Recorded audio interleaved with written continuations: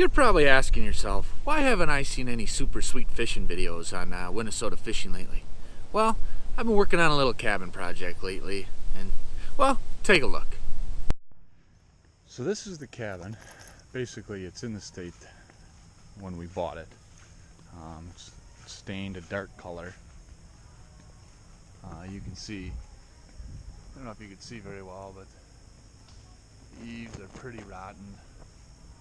Fascia boards are pretty rotten. This side needs to be restained. Trim boards aren't bad, but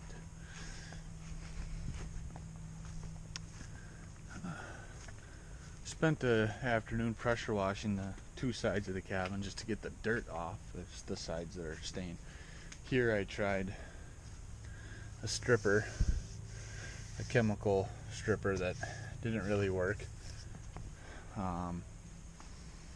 You walk around to this side here, I tried a different chemical stripper that worked pretty well, and as far as taking the stain off, but to get the stripper off, with a pressure washer, it fuzzes the wood, so that's less than ideal, and leaves a little bit behind. So the stripper itself may need longer time to set up if that's the route I go. Right now I've got about 3 options. I'm either going to use this chemical stripper, I'm going to get an aggregate blaster, use corn husks or a corn blaster, or I'm just going to leave it the dark color and restain the cabin in a dark brown. So this side, you can see the cedar shakes on the end they're just dirty. They're not as weathered as the other side, but anyhow, this is how, and you can see here,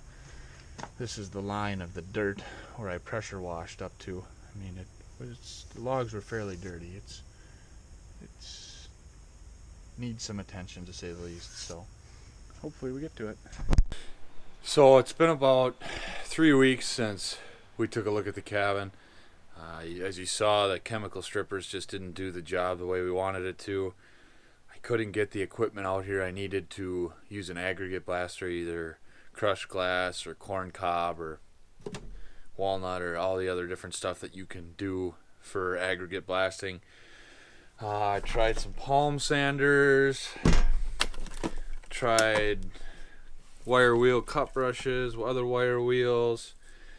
The only thing that worked with any level of success was 4.5-inch angle grinder with basically a modified flap sander on it. When I think of a flap sander, I think of this type of, with the sandpaper going this way, but these are, obviously you can see, let me see if I've got a relatively new one here that they've got the sandpaper that is at an angle. So I've been running through normally 1 or 2 of these aside.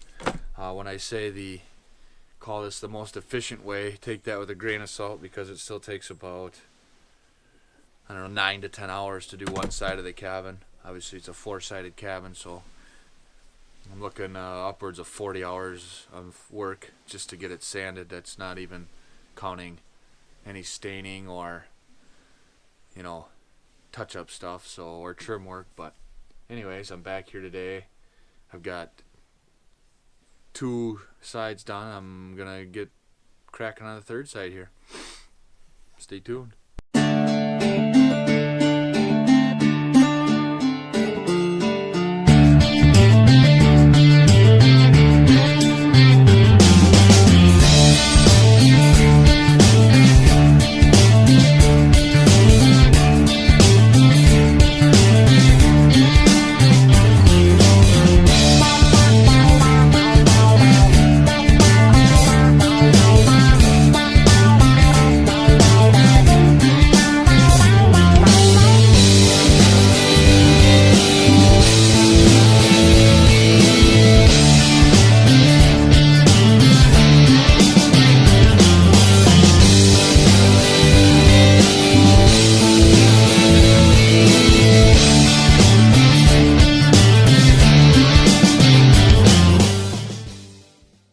It's the second week of October.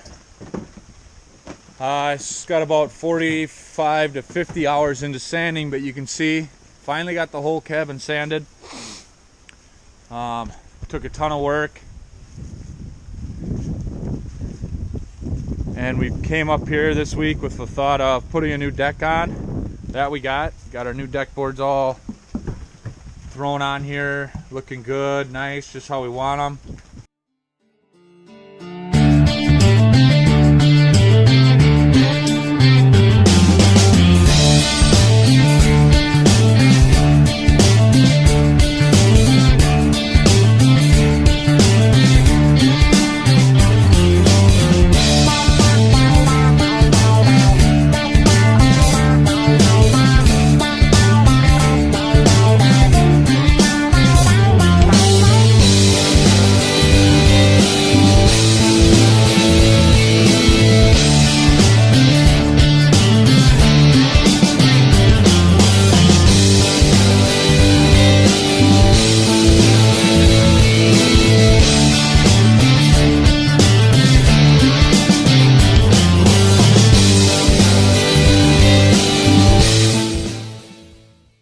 Looking good, nice, just how we want them. And then the rain started. Can't stand in the rain. It's so windy, it's supposed to be like this for the next 3 days. So our plan was to get things kind of polished off here, but now we're just stuck in a holding pattern. So we're kind of packing up shop here. I mean, deck looks good, but it's covered in mud because we worked all day in the rain yesterday.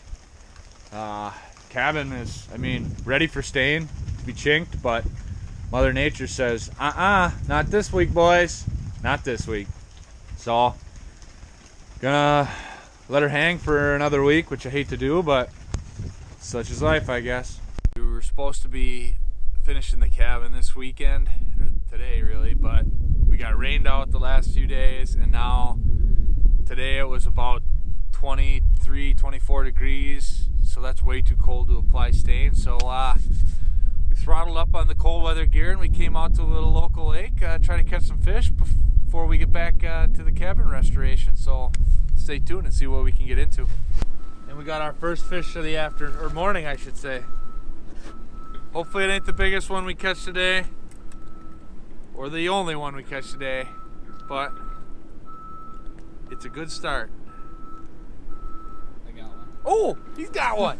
Hang on. All right, Captain. I think we would have came down here a little quicker, but That's Captain's problems. what do we Coming got out to here? fish without a Ooh, motor. listen to that drag peeling. What do you got? Is there a net in here I need to get? There's a net, but I don't know if we need to get it. What do we got? Feisty little. Oh, nice. There she is. Look at that bass. You got a net? Ooh, Grab need the a net. net. That's a good one. Just got a little hook there. Look at that bass, buddy. Oh my goodness. Look at that one. All right, you ready? Holy moly. Look at that guy. Oh my goodness. Man, that's the biggest bass I done caught on this lake. Oh, buddy. Look at Look at that. that lip hook there. Tank just lip hooked him. Oh my god, dude. Look at that guy. That is a freaking tank. He's a fat boy. Oh, wow. Not bad, huh? Not a bad start. Yeah, I'll take it. Should we see how long he is? Yeah, let's do the old This is an official measuring yeah. thing here. So that's 0. Well, 20. 20. That's as big as it goes. It's as big as the top of the cooler. Oh, bro. Nice little fatty, huh? Yeah. All right, should we get this guy back in the water? Yeah, let's let that one go and see if we can't get another one or two, eh? Take one of these guys. See you later, buddy. Not bad.